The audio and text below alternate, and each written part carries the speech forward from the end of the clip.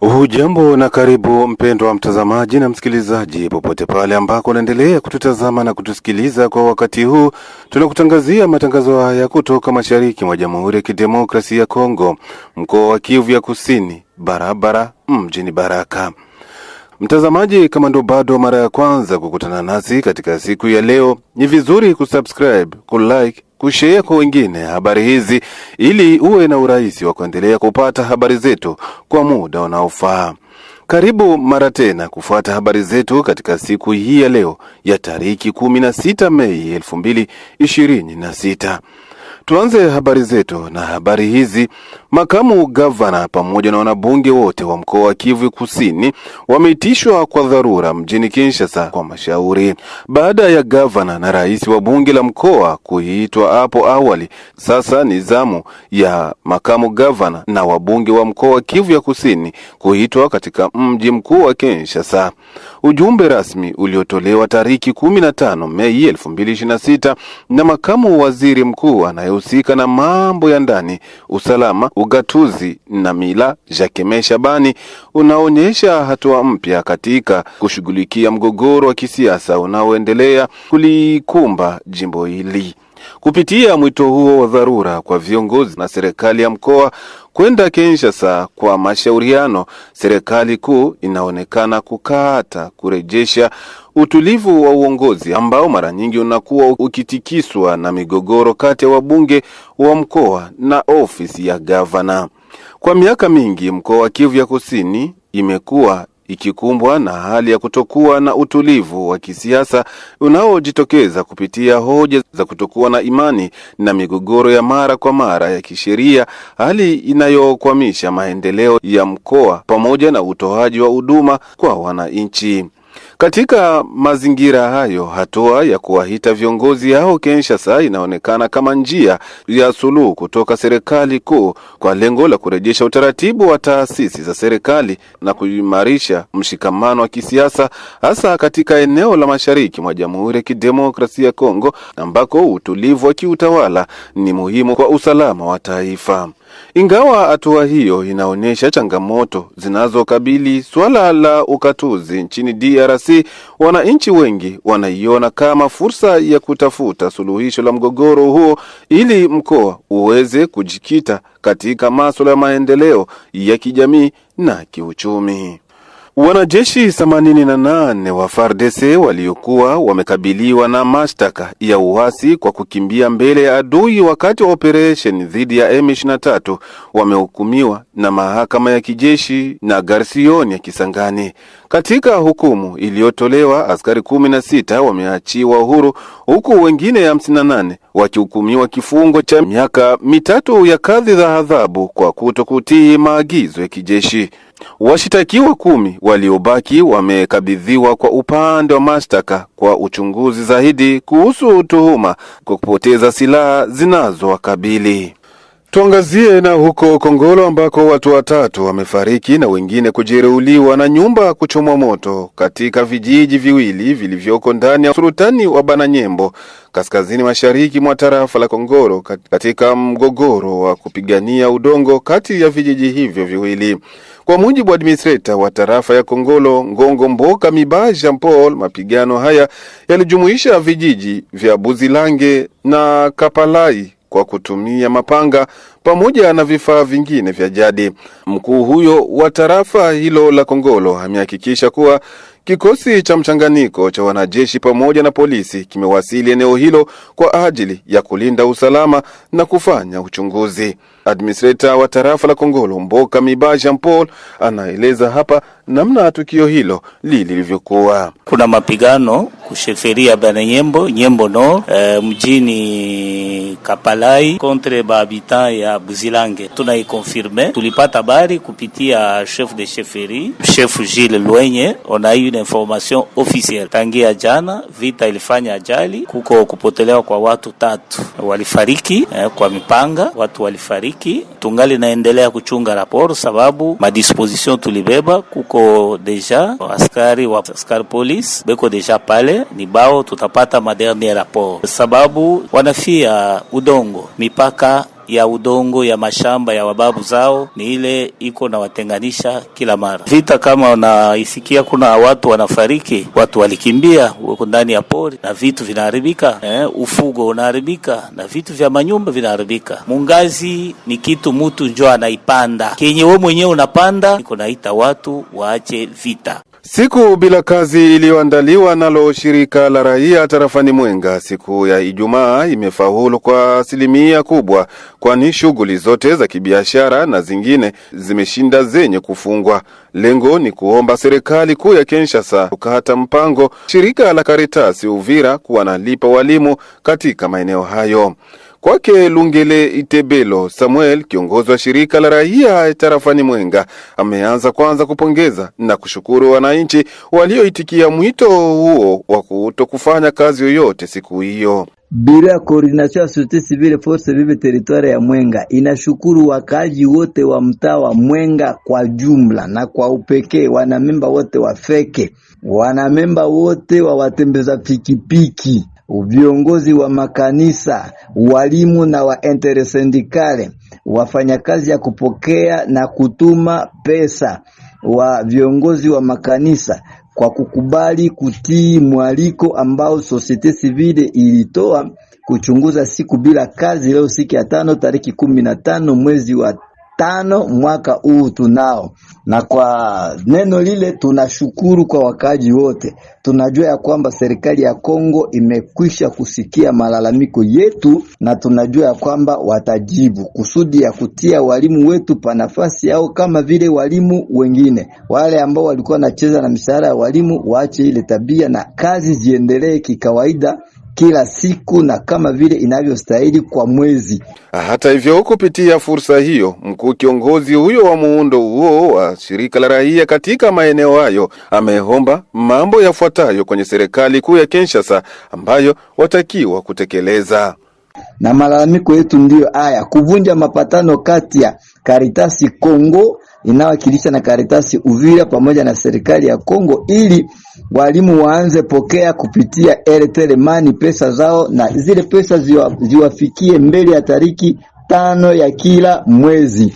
Pili, Caritas Uvira ilipe kila mwalimu na kila masomo makalitize zote za tangu 2025 mpaka leo 2026. Tunajulisha ya kwamba siku ya pili tariki 19 kutakuwa mkutano wa mkaguo wa siku bila kazi, na tariki 21 siku ya 4 ya mwezi huu tunao ndio siku tutatolea mkuu kiongozi mama mheshimiwa anayehusika na mambo ya elimu katika Jamhuri yetu ya Kidemokrasia ya Kongo kibarua chetu.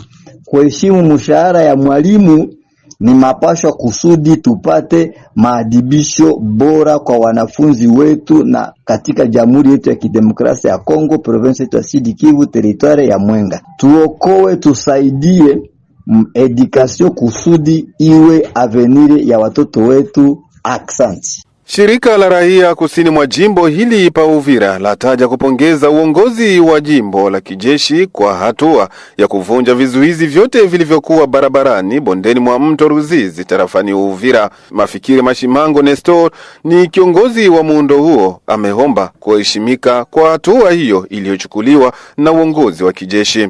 Katika mazungumzo naye kwenye njia ya simu ya chaneli yako, kiongozi huyo ametoa hapa machache juu ya swala hilo. Il faut d'abord préciser que la population ya Sud Kivu iko mu grande joie effectivement depuis samedi le retrait de M23 dans la plaine de la zone dans le territoire d'Uvira. Na ndaweza kuambia que situation pour le moment calme parce qu'effectivement il y a des zones yenye ba humanitaire ba mingi walikuwa na difficulté ya kutembea et pour le moment wako wanatembea sans problème. Mais faut noter que on a remercié le commandant de la 33e région militaire, le général Dunia, effectivement avec le vice-gouverneur, le gouverneur à l'intérim, excellence Lakano, penye walishuka d'abord sur le terrain.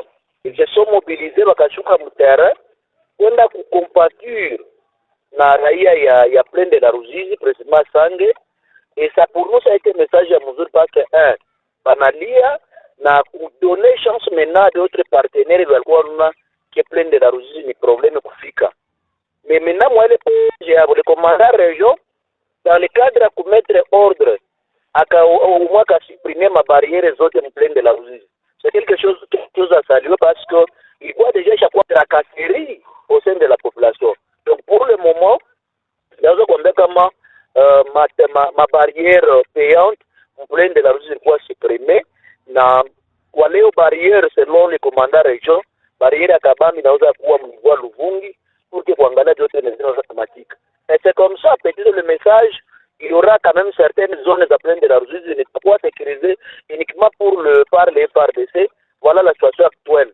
Peut-être qu'il faut préciser comment léo quand même population pleine de la Ruzizi iko vraiment contact effectivement suite ya retrait M23. Na umesema kwamba vizuizi vyote viliondolewa. Je, mmejaribu kuverifie hiyo ilikuwa effective hiyo mesure au namna gani Kordo? Mesure par rapport d'abord na unajua kama ça fait quand même une semaine 3-4 jours que le conseil provincial ya mambo ya conseil de sécurité provincial aliweza kamata ma mesure ya kufunga njia ya pleine vers Bukavu. Pour le moment depuis le matin magari zote zilikuwa toka Bukavu ziko stocké au niveau ya parti ya Kamanyola zikuji mu niveau Luvungi parce que ziko bloqué. Pour le passage leo journal iko bloqué.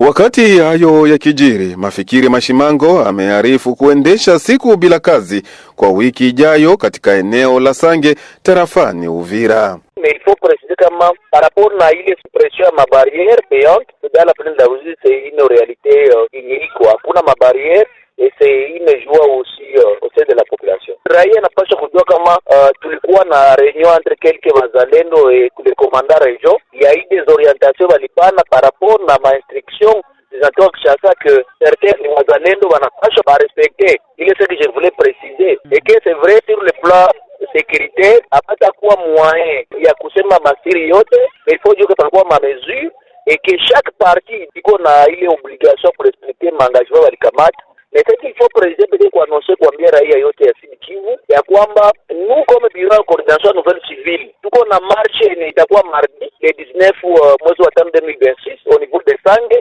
yenye tunaannoncer depuis leo tulifanya pode yenye itakuwa na des objectifs. Ya kwanza ni kusema no par rapport na delocalisation ma projet za Kabambi yenye iko Nyamoma na niveau ya Luvungi, projet a figé sous financement Banque mondiale parce que ma projet banazeba au Katanga ce qui n'est pas quelque chose qui est profitable kwa la population ya Sud Kivu ya territoire ya Uvira. Mais aussi des objectifs ya marche pacifique tafanya mardi ni kuremercier le chef de l'État na kuonesha soutien au chef de l'État par rapport na diplomatie agissante leo yenye lituma maintenant leo tunavivre retrait ya element M23 muvile comme territoire ya Uvira. Tutamatishe habari zetu na habari hizi. Shirika la kimataifa la kutetea haki za kibinadamu Human Rights Watch limeshtumu kundi la waasi wa M23 pamoja na jeshi la Rwanda kwa kufanya mauaji ya kiukaji wa haki za kibinadamu mjini Uvira jimboni Kivu ya Kusini.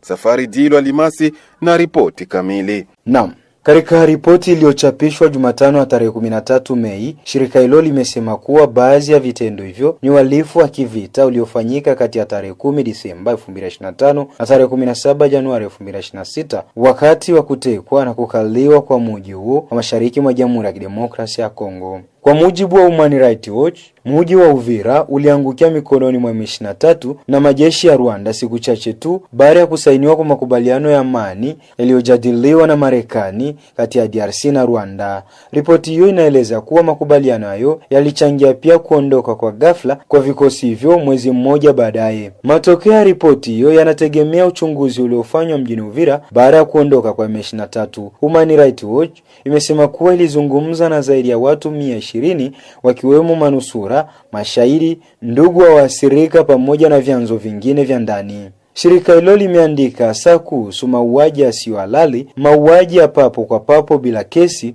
ubakaji na ukatili mwingine wa kingono, utekaji wa watu, kulazimishwa kwa raia kujiunga na makundi ya wapiganaji. Shirika hilo linaeleza kuwa kwa mujibu wa ushuhuda mbalimbali, wapiganaji wa M23 pamoja na wanajeshi wa Rwanda walifanya upekuzi nyumba kwa nyumba kabla ya kuwaua baadhi ya wakazi au kuwateka kutoka majumbani mwao. Watu kadhaa waliopotea tangu kipindi hicho hawajapatikana hadi sasa. Ripoti hiyo pia inazungumzia mashambulizi dhidi ya raia waliokuwa wakikimbia mapigano kuelekea nchi jirani ya Burundi au kwenye maeneo ya milima yanayozunguka Uvira. Mashahidi wamesema kuwa wapiganaji wa M23 na wanajeshi wa Rwanda walifyatua risasi dhidi ya makundi ya watu waliokuwa wakijaribu kuondoka mjini humo ili kuokoa maisha yao kutokana na vurugu. Kwa mujibu wa Human Rights Watch, kutokuwepo kwa uchunguzi wa kuaminika pamoja na hatua za kisheria kunaweza kuhamasisha kurudi kwa vitendo hivyo katika maeneo mengine ya mashariki mwa DRC.